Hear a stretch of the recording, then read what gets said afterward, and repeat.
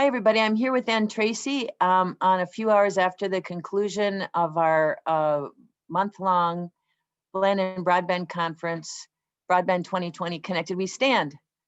And we're going to take just a few minutes to reflect on the whole experience. We were trying something brand new, and when we set out, I don't think we had any idea how it was going to end up. But thinking back on it, a big takeaway I have is how hungry people seem to be to connect in this time of COVID. We really didn't know what it was going to look like to try to offer a whole conference, content across the month. But we did very intentionally set aside a lot of time for people to try to have small group conversations. You know that joke about what was the best thing about the conference? People always say it was the coffee hour, right? The informal bumping up against people and just overhearing and connecting, being aware of that going, and we really tried to bake that into the design of the conference. We even tried to host and did host a full-blown open space online. And those of you who are open space aficionados, your hair may be standing up on end, like how could we even attempt that? But we did, and it's not the full package, but we generated a very rich list of conversation topics, everything from what should Minnesota's broadband goals be to what is the role of broadband for telehealth and mental health service provision. And we talked about, should broadband be a utility? What are the implications of that?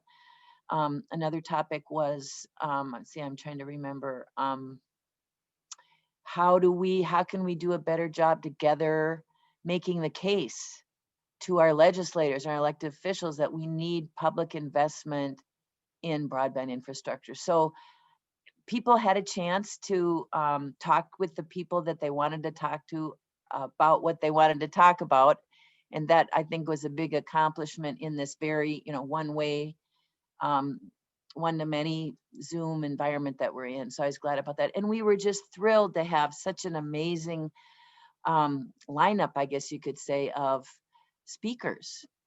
We heard at the beginning of the conference from Roberto Gallardo from Purdue University about how broadband technology can be used as an engine of community revitalization, and what that means for local communities that know how to that have broadband and know how to use it well.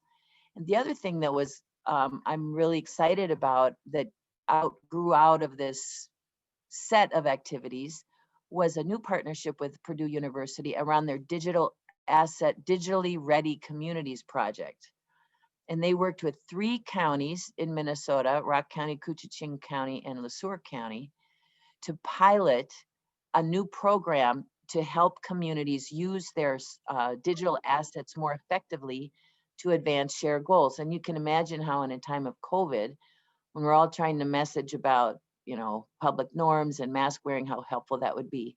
So it was great to have Roberto and his team with us. We also heard from Deb Sochia from the Enterprise Institute in Chattanooga, Tennessee, about their partnership solution to bring affordable broadband to 36,000 students and their families for 10 years. Solved. An example of what a partnership can do. And Deb's big message to us, which was a message we heard throughout, and a theme I really want to leave you with today, one of my big takeaways, is that it's really all about relationships and trust.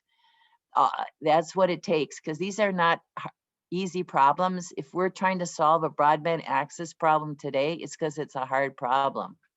If it was easy to solve, it would have been solved already. So we need everybody together to make those solutions. And Deb gave us a great example of how they're working collaboratively in her community in Chattanooga to eliminate the digital divide barrier based on class or income. So that was very exciting. We also heard from Shirley Bloomfield, who's the CEO of the Broadband Association, NTCA. And Shirley talked about the role that independent and other providers play in helping communities solve their broadband problems. And we had throughout the conference a bunch of good conversations about how can communities constructively, productively, and with results engage their providers.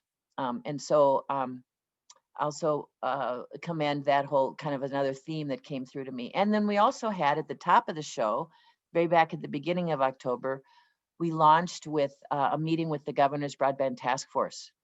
And I want to remind everybody that Minnesota's broadband task force is in the final stages of writing a report with recommendations to the governor and the legislature about what policies should be in place to ensure that Minnesota meets its broadband goals, and even address what should those goals be. And we did talk at the conference in several iterations about that. What should Minnesota's broadband goals be, and how do you decide, and what are the implications?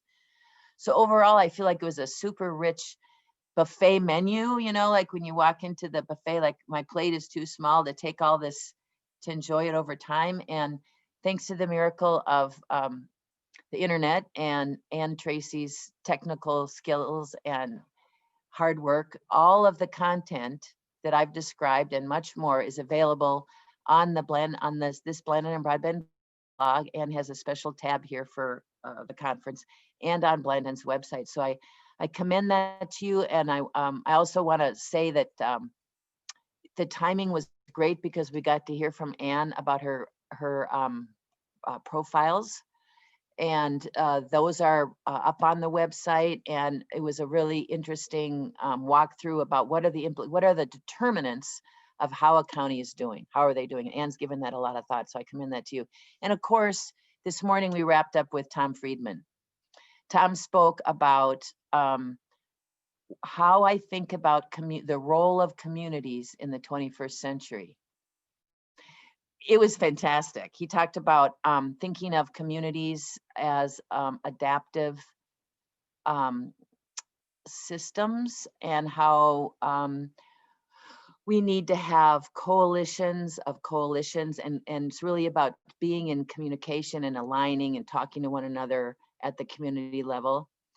Very inspirational. He talked a lot about Wilmer, you know, son of Minnesota, and spent a lot of summers in Wilmer with his aunt. And what was especially fun was Al Franken popped in to introduce Al. And then Mark Ritchie, who's the president now of Global Minnesota, former Secretary of State, handled the Q&A. And so the three of them had a lot going on because they know each other from St. Louis Park back in the day. So it was a great morning. And then Anne wrapped it up with her presentation on profile. So a lot there, a lot to dig into. And I really hope you will, and enjoy the content and continue to share it, and stay in touch with us with your ideas you have about what Blandin can be doing, how we can help you in your work to try to bring broadband and use it for the benefit of all. So thanks for that. Hope to see you soon.